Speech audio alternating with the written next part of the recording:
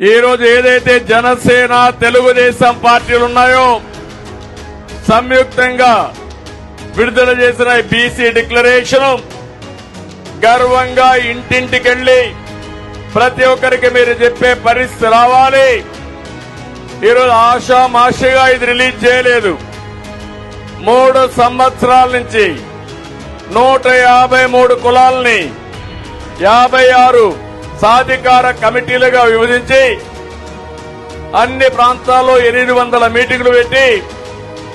ఆ కుల నాయకులతో ప్రజా సంఘాలతో మాట్లాడి లోకేష్ గారు చెప్పినట్టు ఆయన పాదయాత్రలో కూడా వచ్చిన అభిప్రాయాలు కూడా వారికి ఇచ్చి, అంతేకాకుండా జనసేన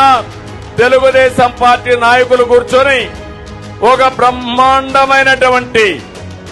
చరిత్ర తిరగ రాయబోయేటువంటి ఒక బీసీ